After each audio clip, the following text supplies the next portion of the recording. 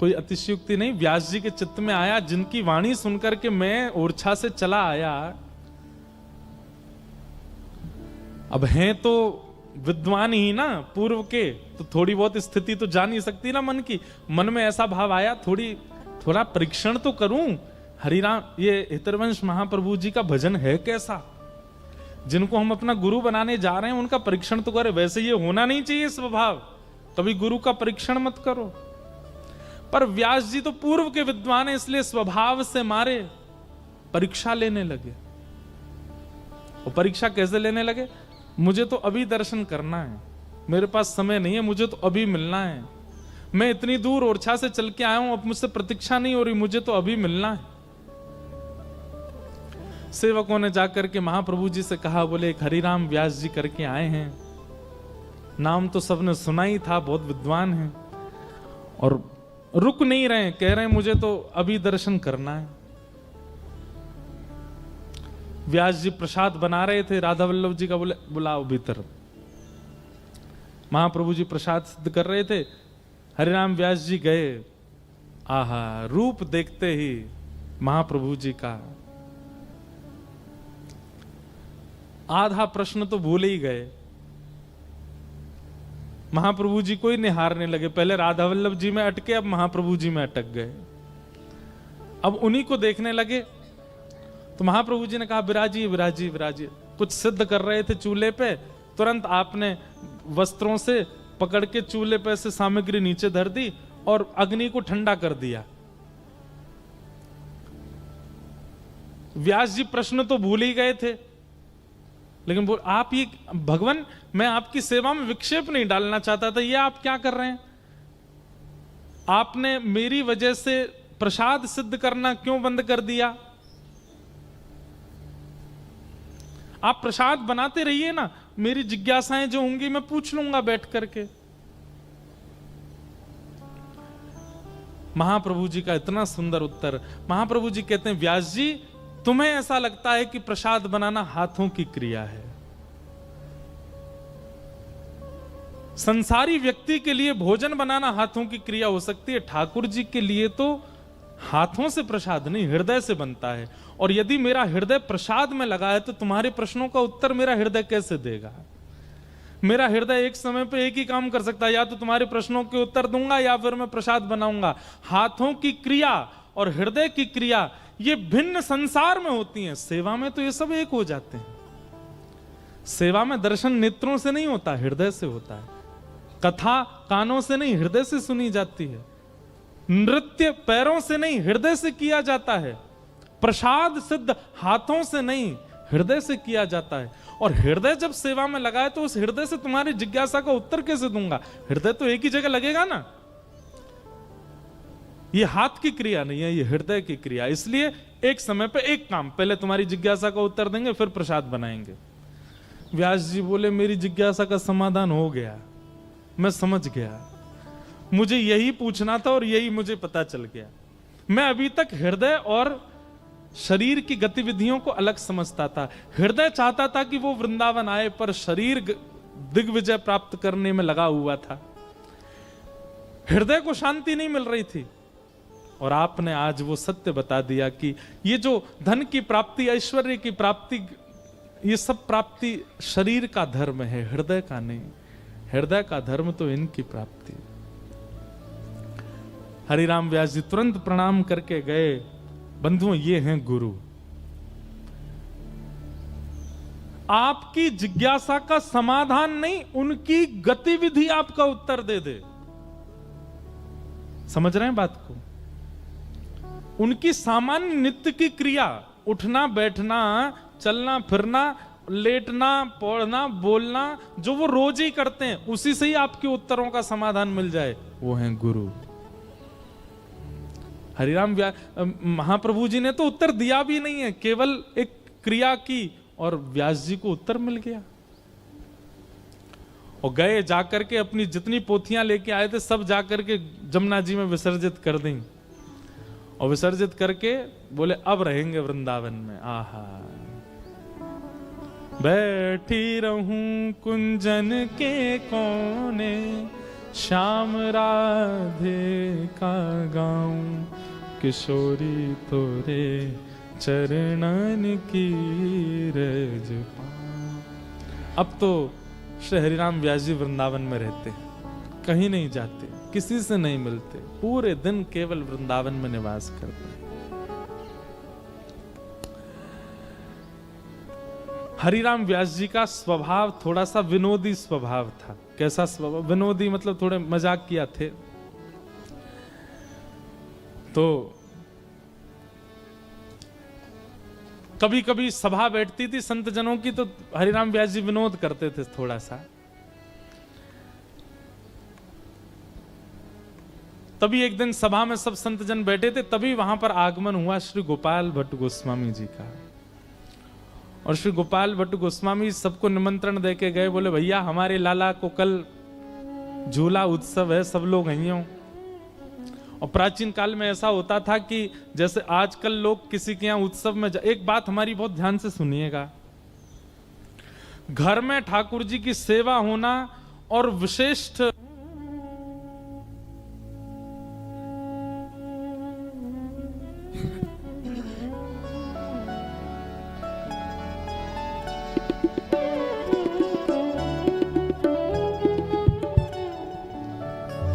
घर में, अब ये दोबारा बंद नहीं है, जाए भैया देख लिए। घर में ठाकुर जी की सेवा होना जो हम निवेदन कर रहे थे,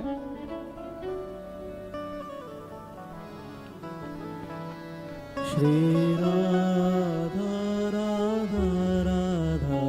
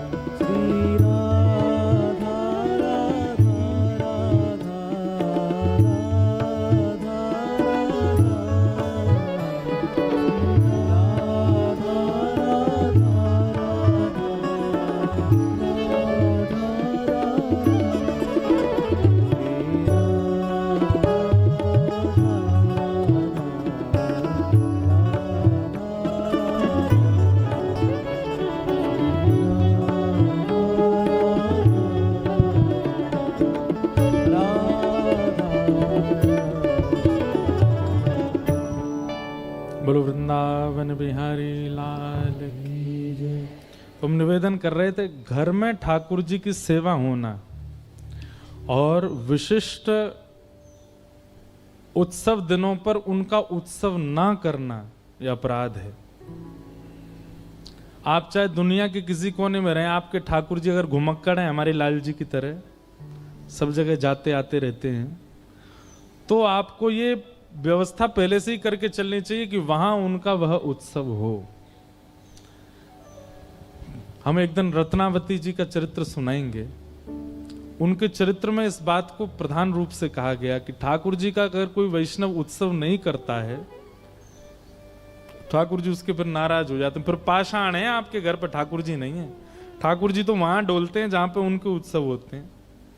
ठाकुर जी तो उन्हीं के घर में रहते हैं जिनके घर में नित्य उत्सव ही उत्सव चलते रहते हैं। हमारे पुष्टि मार्ग में ऐसा कहते हैं कि ठाकुर जी को जितना श्रम होता है, जितनी मेहनत ठाकुर जी से होती है संसार के कल्याण में, लोगों की इच्छाएं पूरी करने में, लोगों पर कृपा करने में, या फिर श्रृंगार धराने में, लीला करने में, उत्सव करने, वो सारी जो थकान है ठाकुर जी की, सारा जो श्रम है ठाकुर जी का, वो निवृत्त होता है उत्सव में। ठाकुर जी की उत्सव निवृत्ति होती है जब कोई उत्सव करता है, श्रम निवृत्ति होती है। इसलिए भैया भले ही आप बहुत व्यवस्थाएं नहीं कर सकते तो मानसी उत्सव कर लो, लेकिन ठाकुर जी को उत्सव किया जरूर किया करो। होली निकल के गई, ठाकुर जी के बढ़िया बढ़िया उत्सव अभी निकल के गए हैं।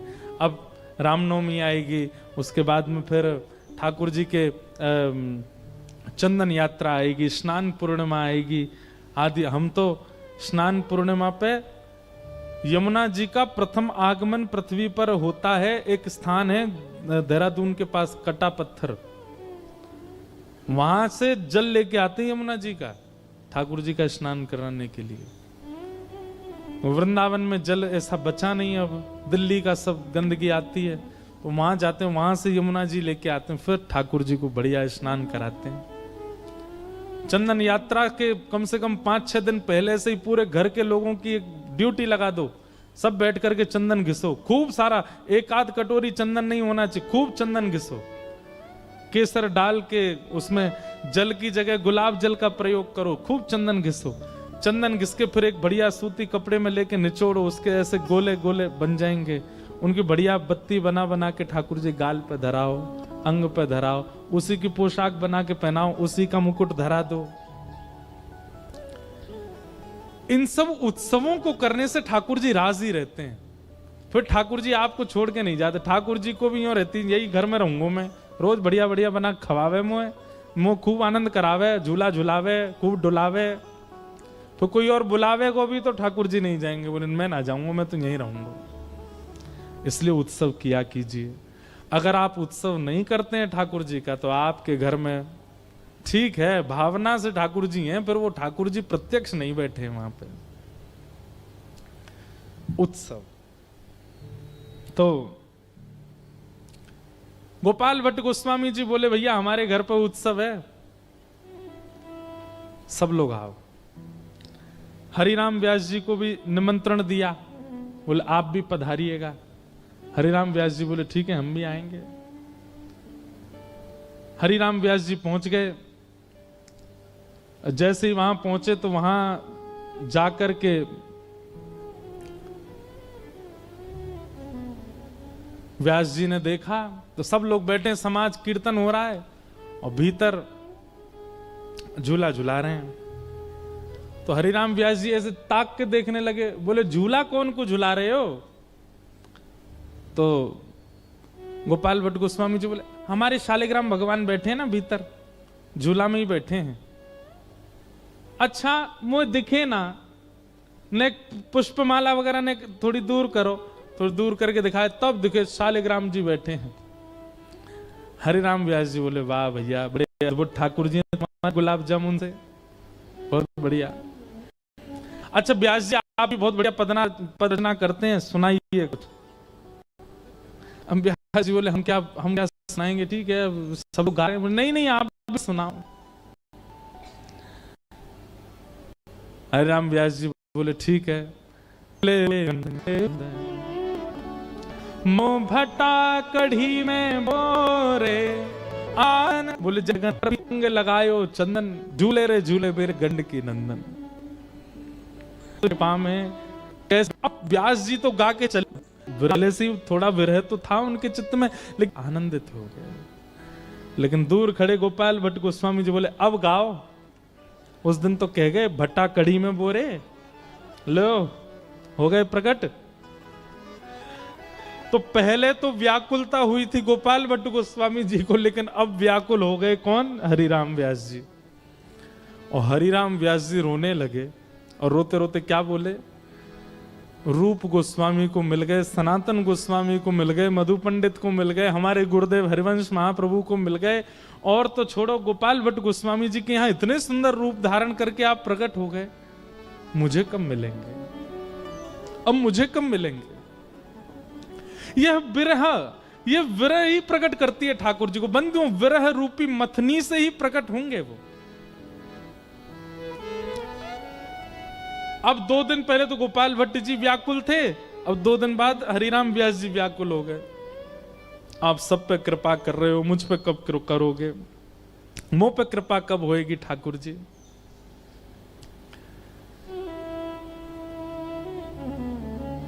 इतने रोए हरिराम व्यास जी की बिल्कुल प्राण त्यागने तक की स्थिति में आ गए। और तभी व्यास जी के स्वप्न में किशोरी जी प्रकट हुए, और किशोरी जी प्रकट होकर के बोली हे व्यास जी आप चिंता मत करो, आप व्याकुल क्यों हो रहे हो? बोले आप सबको मिल गई हैं, मुझे क्यों नहीं मिल रही? मैंने क्या अपराध किया? मैं भी तो गाता हूं, और मैं जानता हूं मेरे पूर्व के अपराधों को अभी तक क्षमा नहीं किया आपने, इसलिए मुझे प्राप्त नहीं हो रही। किशोरी जी बोली कैसे प्राप्त नहीं होंगे? तुमको अगर हम अगर तुमसे अभी तक रूठी होती हैं तो तुमको वृंदावन ही नहीं मिलता। वृंदावन मिल गया, ये हमारी प्रसन्नता का प्रतीक है, और तुम तो हमारी नित्य सहचरी विशाखा हो। व्यास जी बोले अब कृपा करो, मुझे प्राप्त हो जाओ। किशोरी जी ने कह दिया, बोले ठीक है, एक वन है वृंदावन में, आप लोग भी नहीं गए होंगे उस वन में, उसका नाम है जुगल वन, किशोर वन। किशोर वन, किशोर वन में जाओ और वहां एक वृक्ष के नीचे कुछ पैमाना बताया, इतना खोदना, तब तुमको स्वरूप प्राप्त होगा। अगले दिन श्री हरिराम व्यास जी जुगल वन पहुंचे और जाकर के महाराज जैसे ही खोदना प्रारंभ किया और जैसे ही जितनों किशोरी जी ने बताया भीतर जाकर के देखा तो एक सरप्राइज दिया किशोरी जी ने, जो मैंने पहले ही बताया कि बाकी सबको तो केवल ठाकुर प्राप्त भय, लेकिन श्री हरिराम व्यास जी ने जब किशोर वन में खोदना प्रारंभ किया वृक्ष के नीचे, तो हरिराम व्यास जी को किशोरी जी ने प्रसन्न होकर के एक सरप्राइज दिया। क्या? बाकी सबको तो ठाकुर, पर हरिराम व्यास को युगल ठाकुर, दोनों युगल मिले। बोलो जुगल किशोर लाल की जय। ऐसे श्री हरिराम व्यास जी को श्री जुगल किशोर जी मिले। बड़े प्यारे ठाकुर हैं, अभी पन्ना में विराजते हैं मध्य प्रदेश में, हमारे ब्रज के ठाकुर हैं श्री जुगल किशोर। जुगल किशोर को लाड लड़ायो, नवल कुंज ही माई, कुंजन कुंजन की रजधारे, व्यास युगल यश गाय। वृंदावन प्यारो वृंदावन, श्री वृंदावन प्यारो वृंदावन, हे श्री वृंदावन कोनो वृंदावन, श्री वृंदावन प्यारो वृंदावन। ऐसी ऐसी अद्भुत लीलाएं होने लगी। अब वृंदावन में एक और ठाकुर श्री हरिराम व्यास जी के प्रकट भय। हितरवंश महाप्रभु, स्वामी श्री हरदास जी, गोपाल भट्ट गोस्वामी, रूप सनातन, सब बधाई लेकर के आए और श्री हरिराम व्यास जी को हृदय से लगा करके खूब बधाई दी। हरिराम व्यास जी बड़े प्रसन्न। व्यास जी को वापस ले जाने के लिए इनका पूरा कुल खानदान आया ओरछा से, लेकिन व्यास जी वृंदावन छोड़ करके नहीं गए। तब इनके परिवार के लोग रोने लगे और कहने लगे आप वृंदावन में रहोगे केवल अपना कल्याण करोगे, पर ओरछा जाओगे तो कितने लोगों का कल्याण होगा। तब हरिराम व्यास जी बोले भैया अब सबके कल्याण का जिम्मा हमने नहीं लिया, हम तो वृंदावन से बाहर जाएंगे ही नहीं। और वृंदावन को त्यागने वाले स्वयं स्नान किया, फिर बाहर आए, बोले ठाकुर जी को स्नान कराऊं। जैसे डिबिया खोली सोई चिड़िया उड़ के फुर उड़ गई। अब वो तो संत व्याकुल हो गए, बोले मेरे ठाकुर जी उड़ गए, मेरे ठाकुर जी उड़ गए, और दौड़े दौड़े हरिराम व्यास जी के पास गए। हरिराम व्यास जी को तो पता था ये लीला होने वाली है। व्यास जी बोले कहिए कैसे आए? बोले तुमने कही थी जमुना जी स्नान करना, हम स्नान करने गए, हमने जैसे डिब्बा खोला हमारे ठाकुर जी उड़ गए। हरिराम व्यास जी बोले हम पहले ही कह रहे थे वृंदावन छोड़ के मत जाओ, देखो तुम जाने की इच्छा प्रकट कर रहे, ठाकुर जी चिड़िया बन के उड़ गए, ठाकुर जी वृंदावन छोड़ के नहीं जाना चाह रहे, तुम क्यों जा रहे हो? नहीं जाएंगे हम वृंदावन छोड़ के, पर हमारे ठाकुर जी तो बुला दो वापस। बोले रुक जाओ, चिड़िया बन के कहां उड़े थे? बोले आपके मंदिर की तरफ ही उड़े थे, रुको हम ढूंढते हैं। और भीतर गर्भगृह में जाकर के ढूंढते ढूंढते जुगल किशोर जी के पैर के पास ही शालिग्राम जी रखे, जे रहे तुम्हारे ठाकुर जी, देखो चिड़िया बन के आए, यहां आके बैठ गए। बोले सही कह रहे हो, हमारे ठाकुर जी जाना ही नहीं चाहते। और महाराज उन संत ने अखंड ब्रजधाम वास ले लिया। हरिराम व्यास जी का यही नियम था, घूम घूम करके यही देखते थे, यही पूछते थे आज वृंदावन छोड़ के कौन जा रहा है, और जो भी जा रहा होता था उसको जाकर के खूब सुनाते। और क्या कहते हैं, जो वृंदावन छोड़ करके जा रहा है, ते नर राक्षस कूकर गधा, ऊट वृषभ गज बोक, व्यास जू वृंदावन तज भटकर, तासिर पन ही ठोक। बोले भैया जितने जीव जंतु कहे जाएं वो सब है वो जो वृंदावन छोड़ के जाए, इसलिए वृंदावन कभी मत त्यागो। वृंदावन सांचो धन भैया, वृंदावन सांचो धन भैया। हरिराम व्यास, एक दिन आप अपने ठाकुर जी की सेवा कर रहे थे और सेवा करते करते ठाकुर जी को पाग बांध रहे थे। कोई बढ़िया सेठ रेशमी कपड़ा देख करके गया, बोले पाग पहनाना जुगल किशोर जी को। तो श्री हरिराम व्यास जी पाग धरा रहे थे और पाग धराते धराते जैसे पाग पहनाए तो पाग कहीं से उधर जाए, कहीं से ढीली पड़ जाए, फिर खुल जाए। बाकी का श्रृंगार धराने जाए तो पाग नीचे गिर जाए। तो हरिराम व्यास जी को क्रोध आ गया और उधरी हुई पाग ऐसे मुंह पे आ रही थी, सबरे कपड़ा मुंह पे आ रहे जुगल किशोर जी के, उधरी हुई पाग में आरती कर दी। बोले खड़े रहो ऐसे ही हैं, सुबह तो है गई, मैं सुबह तैयार कर रहा हूं, तैयार नहीं है रहे मोह, इतने काम करने। वृंदावन रोज वृंदावन की परिक्रमा देते थे हरिराम व्यास जी। मोह वृंदावन की परिक्रमा जानो, संत जन को भंडारो करनो, और यहाँ सुबह तो है गई है और पाग नहीं पहनने। देखो एक बात कहें, जब सेवा में प्रेम खूब दिया गया होगा ना ठाकुर जी को, तो फिर क्रोध करने का अधिकार मिलता है। लेकिन एकांत में, यूं नहीं कि 4-5 लोग देख रहे हैं और तुम अपने ठाकुर जी को डांट रहे हो, ऐसे नहीं करना है। तो ऐसे आ जाएगा और प्रिया के ऊपर पाग पहना दो तो गोकर्ण बन जाएंगे ठाकुर जी। ये गोपाष्टमी के दिन, या फिर जब कभी भी आपके मन में आए ठाकुर जी आज जाओ गैया चराया हो, तो बाद ना ऐसी गोकर्ण पाग पहना दी ठाकुर जी। आज हरिराम व्यास जी देख रहे हैं, दोनों तरफ ऐसे कान निकरे हुए हैं, ऊपर ऐसी सुनहरी पाग, वापे मोर पिच्छ को सिरपेच पहनो है। आहा, इतने सुंदर लग रहे हैं। तभी हरिराम व्यास जी के नेत्रबंद भय, और नेत्रबंद है तो सबरी छवि दिखने लगी।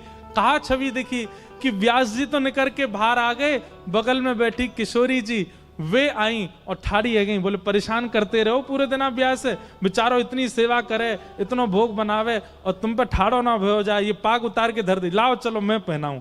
और किशोरी जी अपने हाथ से सुंदर है श्री जुगल किशोर जी की पाग धरा करके और पाग पधरा करके बलैया लेके स्वयं जाके फिर व्यवस्थित है गई।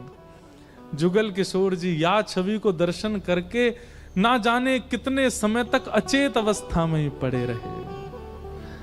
और किशोरी जी से फिर जुगल हरिराम व्यास जी ने एक भाव कहा, किशोरी तेरे चरणन की रज पाऊं सबने सुना, पर ये पद सबने नहीं सुना होगा। श्री हरिराम व्यास जी का, किशोरी मोहे अपनों कर लीजो, किशोरी मोहे अपनों कर लीजो, श्री राधे मोहे अपनों कर लीजो, श्री राधे मोहे अपनों कर लीजो।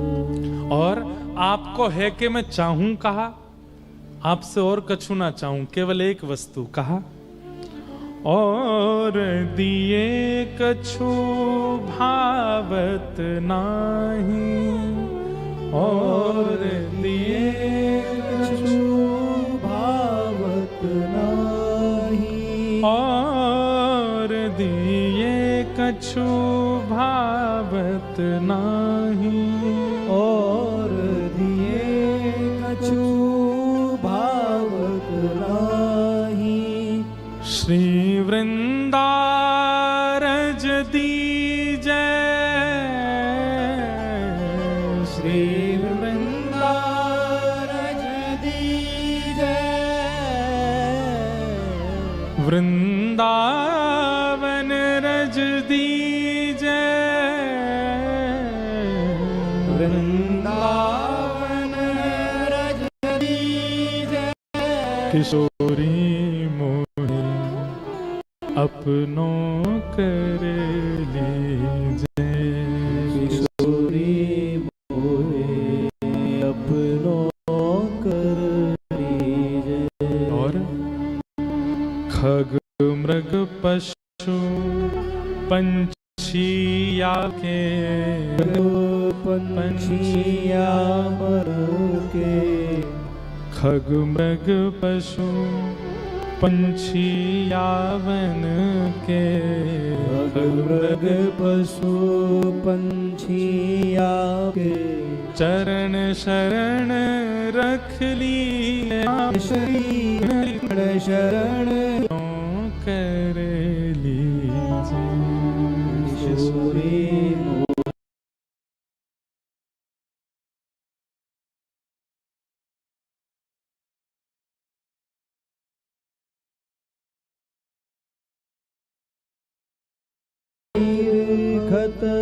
महल टहलनी की जय, महल टहलनी की जय। मोए अपने महल में सहचरी रख लो, केवल द्वारपाल ही रख लो, कछु तो सेवा दे दो हे श्यामा जी। किशोरी मोहे अपनों कर लीजिए, किशोरी मोहे अपनों कर लीजिए।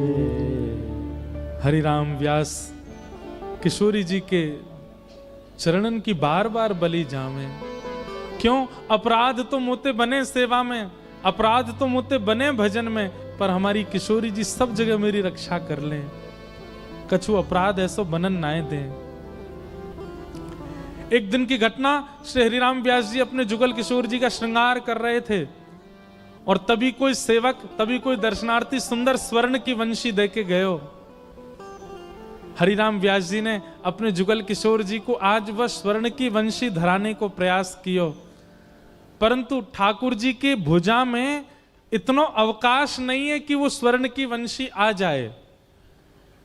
थोड़ी सी नेक हल्की सी बड़ी पड़ रही वंशी, तो व्यास जी ने वंशी को हाथ में थोड़ा जोर लगा के प्रवेश कराने को प्रयास कियो। जैसे ही नेक जोर लगायो, ठाकुर जी के हस्त कमल में से श्वेत श्वेत रक्त वर्ण के बिंदु प्रकट हो गए। और जैसे ही रक्त वर्ण के बिंदु देखे, श्री हरिराम व्यास जी ने तुरंत सिर पकड़ के बैठ गए। अरे राम राम राम जी, अपराध है गयो, मैंने ठाकुर जी को पाषाण मान लियो। अरे ठाकुर जी तो साक्षात चैतन्य, देखो इनके हस्त कमल में से रक्त प्रकट है गयो है।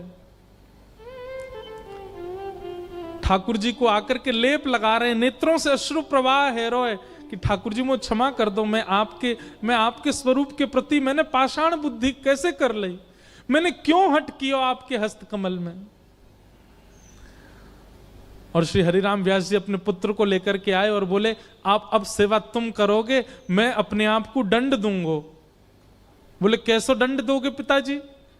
बोले जब तक स्वयं श्री युगल किशोर जी प्रसन्न है करके मुंह को नहीं बुलाएंगे मैं नहीं आऊंगा, और तब तक वृंदावन की अनवरत परिक्रमा देते ही रहूंगा। और श्री हरिराम व्यास जी निकल गए और श्री वृंदावन की परिक्रमा प्रारंभ कर दी। ना पूर्ण होने वाली परिक्रमा, एक पूरी हो दूसरी प्रारंभ, दूसरी पूरी हो तीसरी प्रारंभ, तीसरी पूरी हो चौथी प्रारंभ, बस चलते ही जा रहे हैं, रोते जा रहे हैं, और बस सामने आने वाले हर व्यक्ति से कह रहे हैं मैं अभागो हूं, मैं बहुत बड़ा पापी हूं, मैं बहुत बड़ा दुष्ट हूं, आप चाहो तो मुंह पे नेक कछु गारी दे दो, मुंह पे नेक दंड दे दो, मैंने बहुत बड़ा अपराध किया है। रोते रोते पूरे ब्रजमंडल की, पूरे वृंदावन की सेवा कर रहे हैं। वृंदावन की परिक्रमा मार्ग हरिराम व्यास जी के नेत्रों के अश्रुओं से संचित हो गया।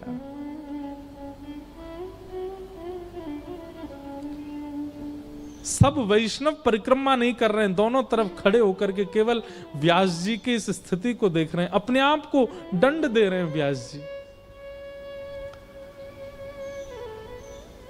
शाम का समय, हर क्षण, हर परिक्रमा के प्रारंभ में व्यास जी के मन में आता है अपराध बना मुझसे, तभी तो क्षमा नहीं किया अभी तक।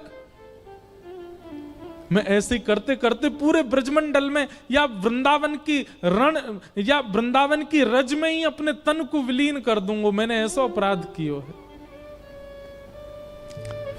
शाम का समय हुआ, संध्या आरती का समय, पूरे वृंदावन में मंदिरों में घंटे घड़ियाल संध्या आरती हो रही ठाकुर जी की। तभी आपके पुत्र परिक्रमा मार्ग में दौड़े दौड़े आए, पिताजी रुक जाओ, नेक डट जाओ। अरे मैं ना रुकूंगा, जुगल किशोर जी जब तक नहीं बुलावेंगे तब तक नहीं जाऊंगा। अरे पिताजी मैं वही तो बतावे आया हूं। बोले कहा भयो? बोले जो वंशी आप सुबह धरा रहे और ठाकुर जी के हस्त कमल में नहीं आए रही और आपने हठपूर्वक कियो तो ऐसो ऐसो कछु भाव भयो। अब वही वंशी ठाकुर जी के हस्त कमल में ऐसी सहजता से आ रही है मानो श्री ठाकुर जी ने अपने हाथ बड़े करके वह वंशी को स्वीकार कर लियो है। वो वंशी स्वीकार करके आपको आमंत्रित कर रहे हैं, बुला रहे हैं। हरिराम व्यास जी जैसे ही गए, श्री जुगल किशोर जी मंद मंद मुस्कारे और श्री व्यास जी ने ऊपर चढ़ के जैसी वंशी बाहर निकाल के देखी तो कहा पायो अब वंशी छोटी पड़ गई है, हाथ को जो अवकाश है वो बड़ा होगा। ठाकुर जी ने अपने हाथ चौड़ा लिए, हरिराम व्यास जी की वंशी धारण कर ले। ऐसे श्री व्यास जी की कृपा, व्यास जी पर अनुग्रह श्री जुगल किशोर जी ने किया। एक दिन की घटना, श्री हरिराम व्यास जी संतों की शीत प्रसादी पाते थे। आपका नियम था जुगल किशोर जी की प्रसादी भोग संतों को पवाते, फिर संतों के जो शीत प्रसादी होती थी, शीत प्रसादी समझते हैं? संत महापुरुष जो पा लेते हैं उसके बाद जो तिनका बच जाए उनकी थाल में, वो शीत प्रसादी। बंधुओं एक बात बताएं आपको, जो सामर्थ हिमालय में भजन में नहीं है, जो सामर्थ कोटि गुण यज्ञ करने में भी नहीं है, वो सामर्थ किसी भजन निष्ठ संत की शीत प्रसादी पाने में है।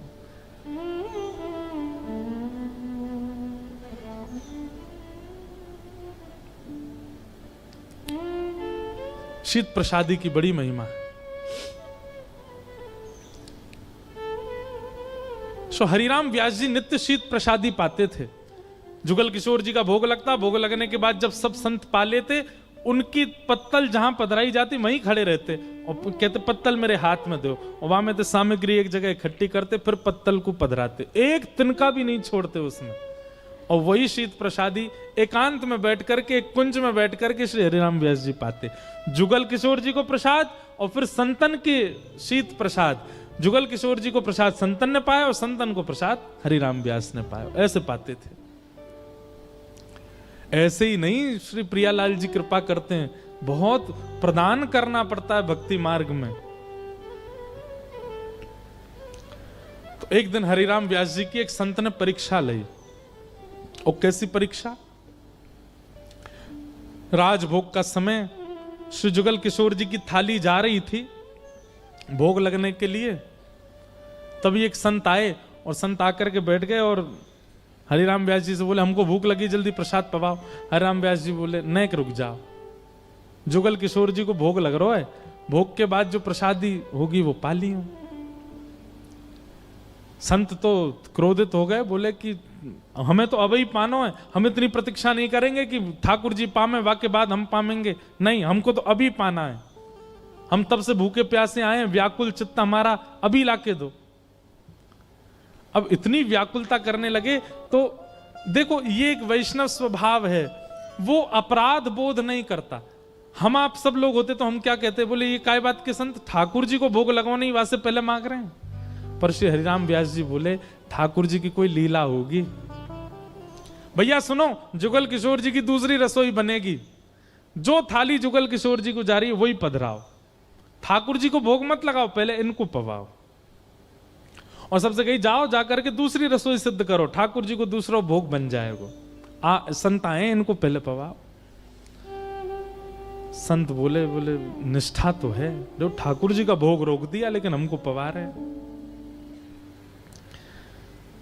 लेकिन अभी भी परीक्षा चली रही, संत पाने लगे और पाते पाते बोले अरे इसमें राम रस नहीं है, इसमें मिर्च ज्यादा है, इसमें जे वे सब करने लगे। बोले भगवान आप कृपा करके दे दें, हम दोबारा सिद्ध करवा दें। बोले तुम फिर से प्रतीक्षा करने के लिए कह रहे हो, अभी दूसरी रसोई बनेगी तब पवाओगे हमको, तब तक भूखे बैठे रहे। और महाराज उन संत को तो इतना क्रोध आया, उठा के थाल हरिराम व्यास जी के मुंह पे ही मार दे। साथ में जितने सेवक थे सब क्रोधित हो गए, सब उन संत के ऊपर चढ़ने लगे। हरिराम व्यास जी बोले सब शांत हो जाओ, और नेत्रों से अश्रुधार गिरने लगे, नृत्य करने लगे। हरिराम व्यास जी बोले आज जुगल किशोर जी ने प्रसाद दियो है, आज हमारी किशोरी जी मुंह पे बड़ी प्रसन्न है गई हैं। सब खड़े लोग कहने लगे व्यास जी आपके मुंह पे थाल मार दिया और आप कह रहे हो कि किशोरी जी प्रसन्न हो गई। बोले भैया और दिना तो संतन की शीत प्रसादी पत्तल में से बीन बीन के खानी पड़े, पर आज तो संत ने अपनी शीत प्रसादी शीत करके पूरी 56 भोग मोकू चुनवे को नहीं दी है, सीधे मेरे मुंह में ही उड़ेल दी है, मेरे मुंह पे ही मार दी है, ले पाले। और दिना तो मोह बीन के पानो पड़े, आज तो संतन ने अपनी शीत प्रसादी मेरे मुंह पे ही डाल दी है। आज किशोरी जी मुंह से बहुत प्रसन्न है।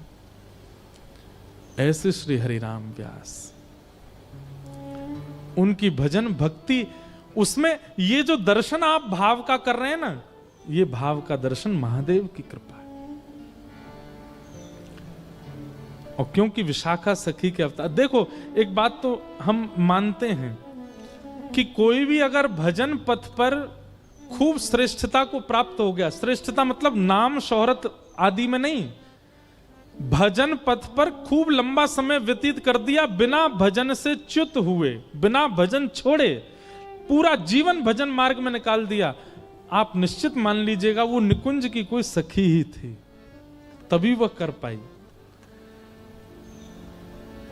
हमारा भजन लंबे समय तक टिक नहीं पाता, किसी कारणवश उसमें न्यूनता, किसी कारणवश उसमें कोई ना कोई विक्षेप आता ही रहता है। हमारे नियम नहीं टिक पाते, एक नियम बनाया 5 दिन बाद वो नियम टूटेगा ही टूटेगा। अब शारीरिक नहीं हो, भगवत सेवा का हो, वो सेवा के नियम यदि बन रहे हैं, भजन पथ भक्ति पथ उसमें ज्यादा गिरावट नहीं हो रही है, चलते चले जा रहे हो आप, तो समझ जाओ आपका कोई संबंध तो है ठाकुर जी से। अच्छा, संबंध के बिना यदि भगवत पथ पे आ गए, हमारा कोई संबंध नहीं पूर्व का, तो फिर कैसे भजन मार्ग में स्थिर रहें? तो फिर संतन की सेवा, महादेव का अनुग्रह, उससे संभव है कि वो बन जाए। ऐसे श्री हरिराम व्यास जी का सुंदर चरित्र सुनाया गया। फिर व्यास जी की बेटी के ब्याह का प्रसंग है, इतना वो तो हंसी वाला प्रसंग है। व्यास जी ने अपनी बेटी के ब्याह में सब रिश्तेदार नातेदार सबको सुनाया, जो ब्राह्मण ब्याह कराने आए उसको भी खड़ी खोटी सुनाने लगे। बेटी ने अंत में जाके पूछा, बोले पिता पहला मैंने ऐसा देखा जो अपनी बेटी के ब्याह में बिल्कुल खुश नहीं है। आपने पंडितों को भी गाली दी, मेरे ससुराल वालों को भी गाली दी, आप चाहते नहीं कि मेरा विवाह हो। हरिराम व्यास जी बोले, पते की बात पूछ बेटा, ब्याह की इच्छा तो है कि तेरा ब्याह हो, लेकिन तू ब्याह करके ब्रज छोड़ के जाएगी, उससे मैं बिल्कुल प्रसन्न नहीं हूं। ब्रज छोड़ के जानो पड़े, ऐसो ब्याह काय काम को लाली। अरे कृपा करके ओरछा से हमको ब्रज प्राप्त भयो, और तू यहां ब्याह करके या ब्रज ही छोड़ के जा रही है। क्योंकि उनकी पुत्री के जो होने वाले पति थे वो किसी राजा के मुनीम थे, तो बाहर जा रही थी। तब वहीं मधुकर शाह ओरछा के राजा, जो कि हरिराम व्यास जी के शिष्य थे, उन्होंने कहा, बोले गुरुजी तो फिर आप ही बताओ क्या करना चाहिए। बोले हम तो भैया इसमें राजी हैं, एक घर बनवा करके इनका वृंदावन में दो, हमारे जमाई और बिटिया दोनों वृंदावन में ही रहे, यहां से जाएं ना। अगर ये यहां से जाएंगे ना तो इनका कन्यादान में करूंगा, ना इनकी विदाई में रोऊंगा। ऐसा वृंदावन से प्रेम करने वाला कोई मिलेगा जैसे हरिराम व्यास? नहीं तो बेटी के विवाह में कौन पिता उत्साहित नहीं होता। एक पद भी गाया हरिराम व्यास जी ने, हरि भगतन ते समधी प्यारे। एक घटना हुई थी कि जब इनकी बेटी का ब्याह था, तो इनकी पत्नी और इनके बच्चों ने खूब सुंदर एक दावत रखी। तो हरिराम व्यास जी एक शर्त पर राजी हुए थे ब्याह के लिए। बोले क्या? बोले भैया ब्रज 84 कोस में जितने संत हैं सब आएंगे, सबकी दावत करवानी पड़ेगी तो ही ब्याह मंजूर है। कोई नहीं पूछा कि बेटा क्या करता है, होने वाले दामाद का घर कहाँ है, कितना कमाते, नहीं, इन सब से कोई राजी नहीं। एक ही इच्छा है, बिटिया का ब्याह हो, उसमें इतने हलवाई लगेंगे, उनसे कह के 56 भोग बनवाने और ब्रज के सब संतों को प्रसाद पवाना है। तो जिन घरों में ज्यादा ही संत सेवा आदि होती रहती, वहां के बच्चों में फिर श्रद्धा थोड़ी, कभी कभी, हमेशा नहीं, कभी कभी ऐसी होती है। हमारे यहाँ तो संत रोज ही आते रहते हैं। तो हरिराम व्यास जी के बालक बोले अब यहाँ पे भी संतों की प्रसादी वही प्रधानता, एक काम करो, पहले पूड़ियां और सब्जियां सब बनवा के अलग धर दो संतों की, और ये बारात आई है इसका भंडारा शुरू कर दो। हरिराम व्यास जी आए, जुगल किशोर जी को शयन करा के आकर के देखा तो संतों की प्रसादी हुई नहीं और सब बारात पाने लगी। तो व्यास जी ने अपने पुत्र से कहा, ए भाई संतों ने अभी पाया नहीं, बारात क्यों पा रही? बोले नहीं, संतों की प्रसादी हमने अलग धरवा दी है वहां कमरे में, जब संत आ जाएंगे तो वो लोग पालेंगे। बोले अच्छा, प्रतीक्षा नहीं करोगे संतों की? तो हरिराम व्यास जी बीच बारात जहां पा रही है उसको क्या बोलते हैं, जहां बारात बैठ के भोजन करती है, क्या बोलते हैं? जनवास। जनवास के बीच में बैठ गए और बीच में बैठ के ये पद गा रहे थे। कौन सा? हरि भक्तन ते समधि प्यारे। बोले हरि भक्त प्यारे नहीं है, उनसे ज्यादा प्यारे समधि हैं। आए संत दूर बैठारे, फोरत कान हमारे। हाँ, संत तो मृदंग लेके आएंगे, मंजीरा लेके आएंगे, उनके भजन कीर्तन से कानों में दर्द होता है, इसलिए दूर बैठा देते हैं संतों को। और समधियों के लिए जनवासा बनाया, क्या सुंदर व्यवस्था करी है, क्या बढ़िया बढ़िया पकवान बनने हैं। दूर देश ते सारे आए, ते घर में बैठारे। सारे सरे जाएं, इनको तो घर में बैठा रहे हैं। और उत्तम उत्तम पालिका सोर सुपेती, भोजन विविध समारे। भक्तन दीजे चून चून चननी को, इनको सिलवट न्यारे। व्यास दास ऐसे विमुखन जम, गन सदा कढ़ेरत हारे। अपने परिवार को ही सुना रहे हैं। इतने में ही वो पंडित जी आए जो ब्याह पढ़ाने आए थे। बोले व्यास जी, हम भी ओरछा के ब्राह्मण देवता हैं। हरिराम व्यास जी ने उन पे भी पद लिख दिया, वे मरे जो मेरे घर ब्याह पढ़ाए। जो आवे सामने सबको व्यास जी सुनाते ही जा रहे, सब लोग हाथ छोड़ के तर तर कांपे। अंत में आकर के पुत्र ने कहा, पिताजी कैसे राजी हो गए आप? बोले नई रसोई बनवाओ, चाहे खर्चा दुगुना हो, जमीन बेचनी पड़े, पहले 84 कोस के संत पाएंगे, उसके बाद बारात आवेगी। बारात वापस जनवासे से बाहर जाके खड़ी भई, दुल्हा दोबारा घोड़ी पे बैठ गया। पहले संत आए, सबने आके प्रसाद पायो, वहां के बाद बारात को स्वागत। ऐसे संत सेवी ब्रजनिष्ठ श्री हरिराम व्यास जी महाराज, ऐसे श्री हरिराम व्यास। और भी कई इनके पद हैं जिनमें गालियां खूब हैं। एक बार क्या हुआ कि संत बैठे थे, तो संतों ने प्रेमवश हरिराम व्यास जी को भी पंगत में बैठा लिया। तो इनकी पत्नी दूध मलाई परोस रही थी। तो हरिराम व्यास जी देख रहे थे ये मलाई कितनी परोसेगी। तो हरिराम व्यास जी ने क्या देखा, सब संतों की दोना में चम्मच से मलाई रोक लेती है, केवल दूध दूध दे रही है, मलाई रोक ले रही है। और जैसे हरिराम व्यास जी का दोना आया, सबरी मलाई व्यास जी पे धर दी। हरिराम व्यास जी ने इस पे भी पद बना के गा दियो। बोले खसम को मलाई और इन संतन को कोरो कोरो दूध दे रही है, तू नरक में जावेगी तो यम खींच के ले जाएंगे, तू ऐसी होगी वैसी होगी। कान पकड़ लिए, बोले क्या करें? बोले दूसरा दूध ओटा मलाई लेके संतन ने पवा। संतन की सेवा में, ब्रज की सेवा में इतनी सी भी चूक व्यास जी को स्वीकार नहीं है। फिर आपके भी पुत्र हुए, उन पुत्र को आपने स्वामी श्री हरदास जी से दीक्षा ग्रहण करवाई। और एक दिन पुत्र और पिता दोनों को रास का दर्शन हुआ।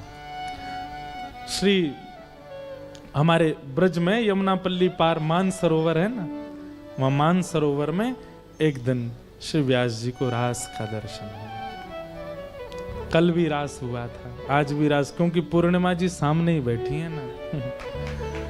अब पूर्णिमा को चंद्रमा उदय हो तो रास तो होएगा, इसलिए रास हो रहा है रोज। अज वृषभानु के लली सांवरियों से नेहरा लगा के चली। हरि वृषभानु के लले सावरिया सुनेहरा लगाए के चली। अजी वृषभानु की लली सांवरियों से नेहरा लगाए के चली।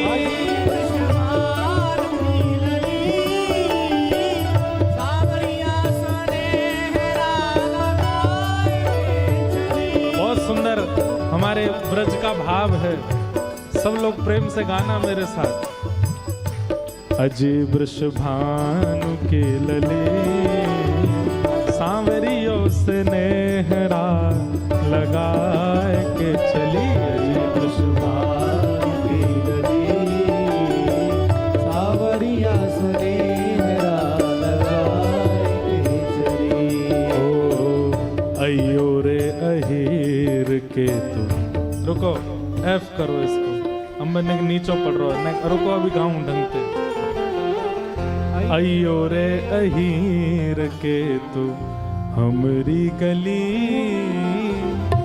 अयो रे अहीर के तू हमरी गली, अयो रे अहीर के तू हमरी गली, अयो रे अहीर के तू हमरी गली। चंदन छिड़कू लाला तेरी पगड़ी, चंदन छिड़कू लाला तेरी पगड़ी। अरे हाँ चंदन छिड़कू लाला तेरी पगड़ी। हाँ चंदन छिड़कू लाला तेरी पगड़ी। अजी वृषभानु की लली सांवरियों से नेहरा लगाए के चली। अजी वृषभानु की लली सावरिया सुनेहरा लगाए के चली। अजी वृषभानु की लली सांवरियों से नेहरा लगाए के चली। अजी वृषभानु की लली सावरिया सुनेहरा लगाए के चली। संवादात्मक पद है। किशोरी जी कह रही हैं, अरे लाला तेने मुंह पर रंग डारो, अयो रे अहीर के तू हमरी गली, चंदन छिड़कू लाला तेरी पगड़ी। नेक्स्ट सी किशोरी ठाकुर जी को कह रही हैं कि तुम हमारे बरसाने आई हो तो बताऊंगी तुम्हें। ठाकुर जी सब सखान से कह रहे हैं, देखियो रे नेक्स्ट सी किशोरी जी हमको धमकी दे के जा रही हैं। हाँ नैनो नैनो कजरा मुख भरो पान, नैनो नैनो कजरा मुख भरो पान, नैनो नैनो कजरा मुख भरो पान, नैनो नैनो कजरा मुख भरो पान। ओ बाली सी उमरिया राधे बड़ो ही गुमान। बाली सी उमरिया राधे बड़ो ही गुमान। अरे हाँ बाली सी उमरिया राधे बड़ो ही गुमान। वृषभानु की लली सांवरियों से नेहरा लगाए के चली। हरि वृषभानु की लली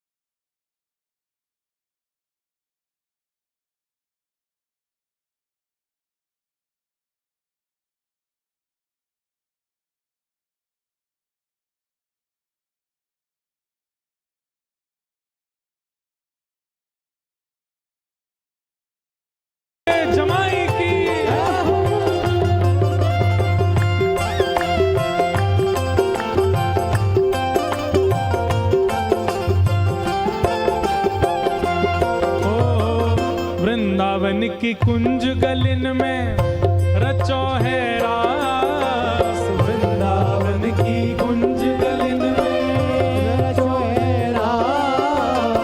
वृंदावन की कुंज गलिन में रचो है रास। वृंदावन की कुंज गलिन में रचो है रास। रचो है रास।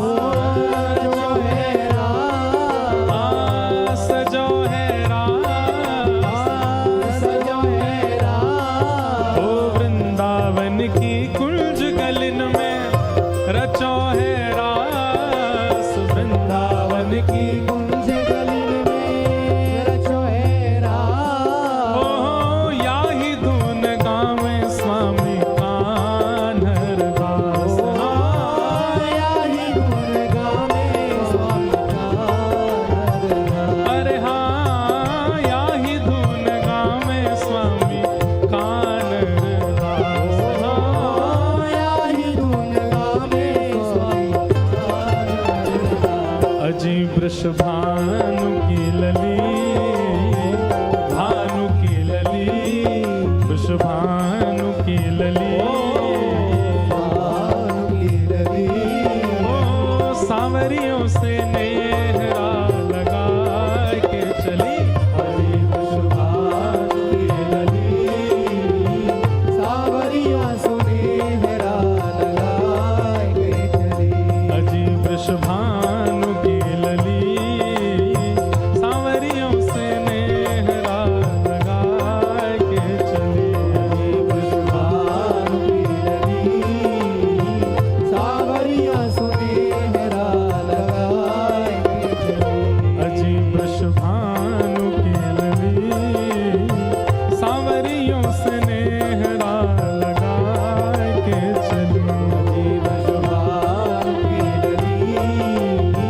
सावरिया सुनेहरा लगाए के चली। ओ राधा रानी के चरण, महारानी के चरण। राधा रानी के चरण, महारानी के चरण। राधा रानी के चरण, महारानी के चरण। राधा रानी के चरण, महारानी के चरण। मेरे मन भूल मत जइयो राधा रानी के चरण।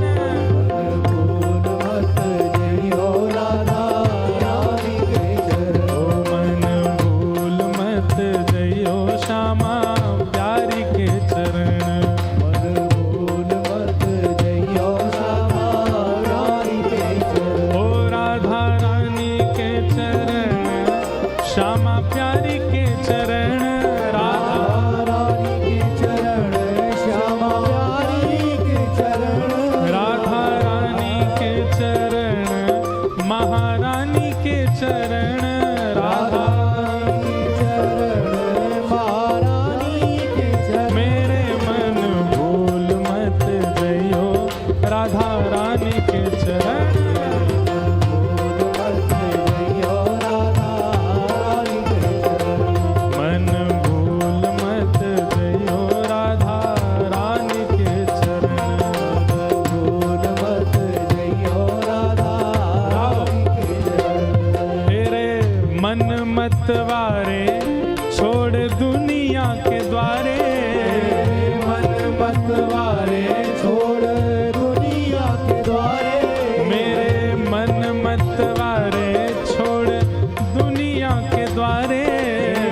मन मत वारे छोड़ दुनिया के द्वारे। राधा नाम के सहारे कर जीवन मरण। राधा नाम के सहारे सब जीवन मरण। ओ राधा नाम के सहारे कर जीवन मरण। नाम के सहारे कर जीवन मरण। मेरे मन भूल मत जइयो श्यामा प्यारी के चरण। भूल मत जइयो श्यामा प्यारी के चरण। मेरे मन भूल मत जइयो राधा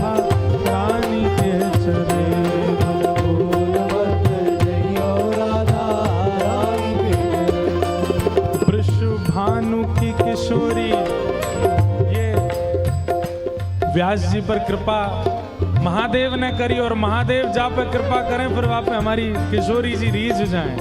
वृषभानु की किशोरी सुनी गैया हूत भोरी, वृषभानु की किशोरी सुन गैया हूत भोरी, वृषभानु की किशोरी सुनी गैया हूत भोरी, वृषभानु की किशोरी सुन गैया हूत भोरी, प्रीत जान के हूँ थोड़ी तो है राखेगी शरण, प्रीत जान के हूँ थोड़ी तो है राखेगी शरण, मेरे मन भूल मत जइयो श्यामा प्यारी के चरण, मेरे मन भूल मत जइयो श्यामा प्यारी के चरण, ओ प्यारे बांके की बांकी ठकुरानी के चरण, प्यारे बाकी की बाकी ठकुरानी के चरण, ओ प्यारे ठाकुर की बांकी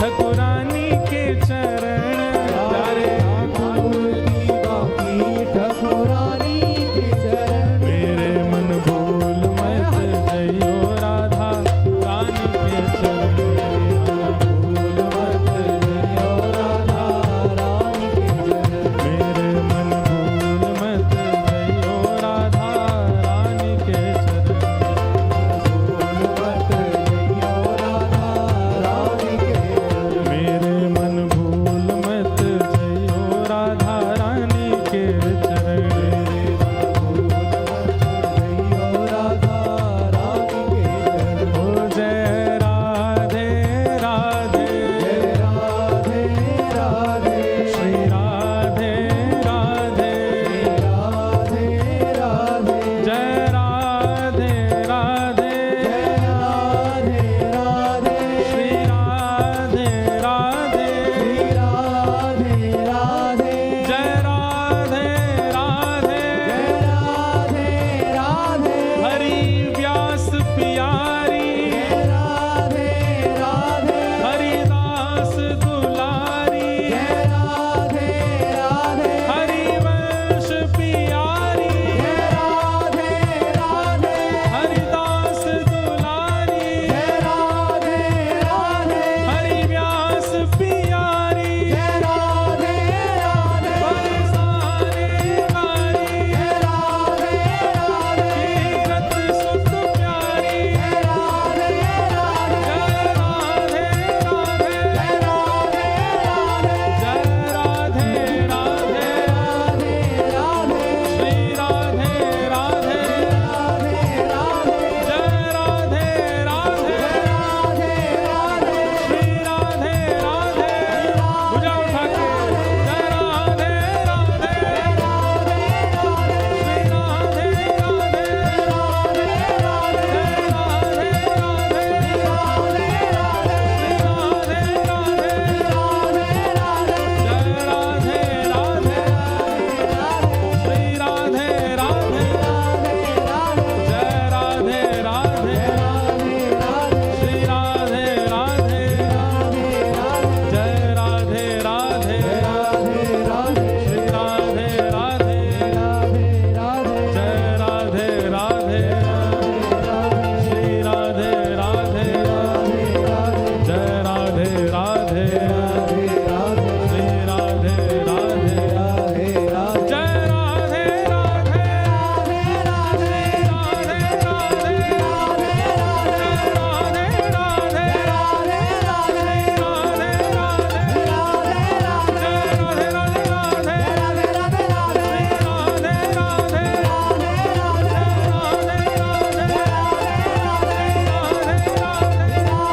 जय जय श्री राम, जय जय श्री राम, जय जय श्री राम।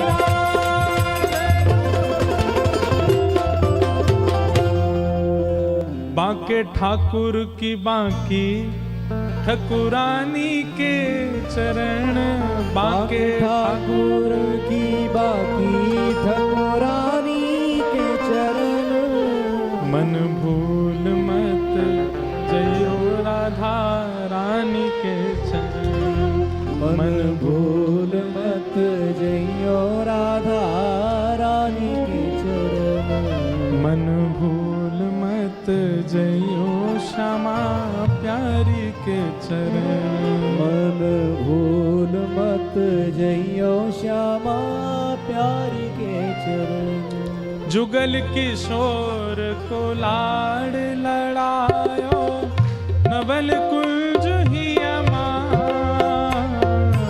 जुगल किशोर को लाड़ लड़ायो नवल कुंज ही हे युगल किशोर को लाड़ लड़ायो नवल कुंज ही जुगल किशोर को लाड़ लड़ायो नवल कुंज ही जिन महादेव की कृपा से कल नरसिंह मेहता को प्राप्त हुए आज हरिराम व्यास को प्राप्त हो रहे हैं। ऐसे ही नित्य किन किन को भगवत प्राप्ति महादेव के अनुग्रह से हो रही है सब सुनेंगे हम। कुंजनी कुंजनी की रजधारे कुंजन की रजधारे कुंजनी कुंजनी की रजधारे कुंजन की रजधारे हरि व्यास युगल यश गाय वृंदावन मेरो वृंदावन मेरो वृंदावन देश वृंदावन प्यारो वृंदावन वृंदावन प्यारो वृंदावन कुंजन कुंजन की रजधारे कुंजन की रजधारे कुंजन कुंजन की रजधारे कुंजन की ओ रजधारे हरि व्यास युगल यश गाय वृंदावन मेरो वृंदावन मेरो वृंदावन देश वृंदावन प्यारो वृंदावन वृंदावन प्यारो वृंदावन हमारे गोपाली बाबा उन्होंने हरिहर मिलन पर कुछ पंक्तियां लिखी हैं तो हम इसी धुन में ही वृंदावन प्यारो कहाँ गए गोपाली बाबा अंतर ध्यान है गए कितना सुंदर लिखा है इस उत्सव के लिए हरि से हरि का हाँ हाँ हरि से हर का मिलन हो रहा हर कोई हरि में खुद को खो रहा हर कोई हरि में खुद को खो रहा हर कोई हर में खुद को खो रहा हर से हरि का मिलन हो रहा हर कोई हरि में खुद को खो रहा हर कोई हर में खुद को खो रहा हर कोई हर में खुद को खो रहा मैं गिरधर की गिरधर मेरे मैं गिरधर की गिरधर मेरे मैं गिरधर की गिरधर मेरे गिरधर की गिरधर वो मेरे यहाँ सबके गिरधर लाल वृंदावन मेरो वृंदावन मेरो वृंदावन केश वृंदावन मेरो वृंदावन वृंदावन मेरो वृंदावन पंजाब की धरती में कुछ तो है हम व्यास मंच से यूं मन कर रहा हूं, उछल के नीचे आ जाऊं